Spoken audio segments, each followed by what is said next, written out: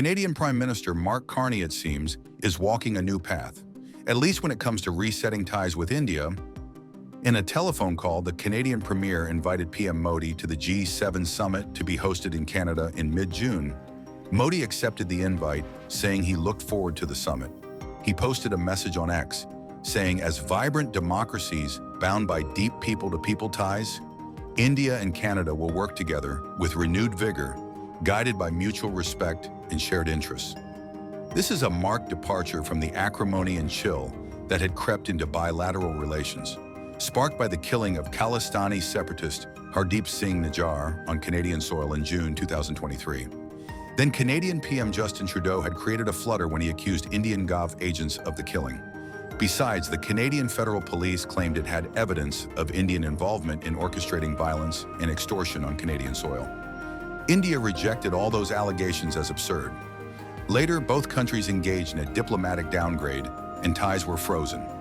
Late last month, Canadian Foreign Minister Anita Anand called up her Indian counterpart S. Jaishankar.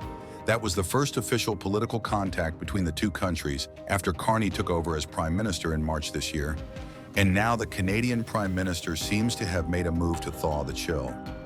At a press conference, he was grilled a lot about his decision to invite Modi with pointed questions. Have you had any conversations with President Trump about inviting Prime Minister Modi to the G7? Short answer is no. Thank you. And on India, the RCMP said just last year that the Modi government is orchestrating a campaign of violence and intimidation in Canada that includes murder. Why are you inviting him to the G7, and what message does this send about your seriousness or lack of it when it comes to stopping foreign interference? So let's put the two aspects in context.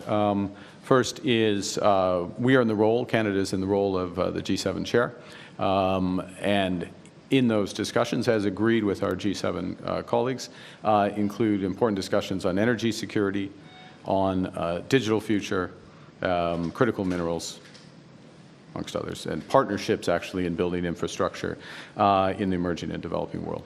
There are certain countries that should be at the table for those discussions, and in my capacity as G7 chair, consultation with others, some others, make those determinations.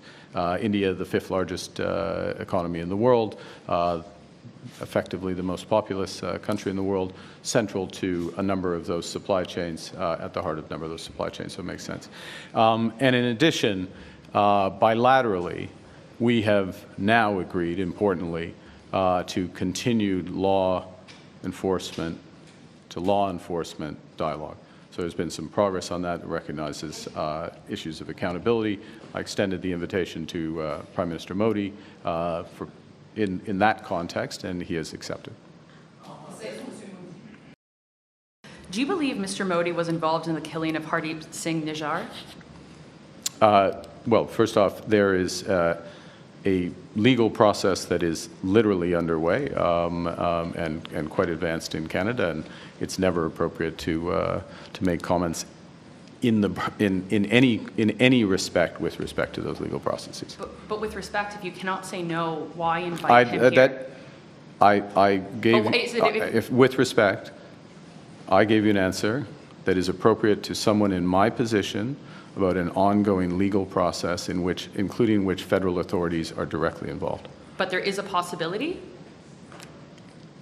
I will give you the same answer to any legal process, and anyone who holds this office, past and future, will give the same answer to any ongoing legal process, because otherwise the individual in this office will interfere. What is your message then to Canadians who are a bit disturbed or wondering why Mr. Modi is being invited to Canada when there is this legal process that has not cleared him and his governments of involvement in the death of a Canadian on Canadian soil?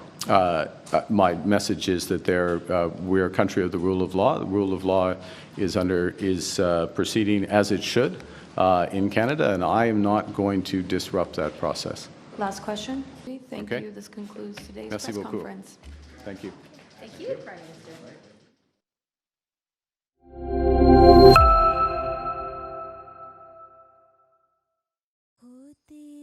सपनों पर पलकों का पहरा। जब अपनी हिफाजत की हो बात तो एक जरूरी बात रखना याद कि अपनी हिफाजत के लिए अपनी ही होनी चाहिए आंख और होने चाहिए अपने ही हाथ। हिफाजत का हमारा ख्याल अमन का है, मां जैसे बड़े मन का है। हो आसमां, जमीन या हो समंदर, हर तरह की हिफाजत मिलती है इसके दामन के अंदर।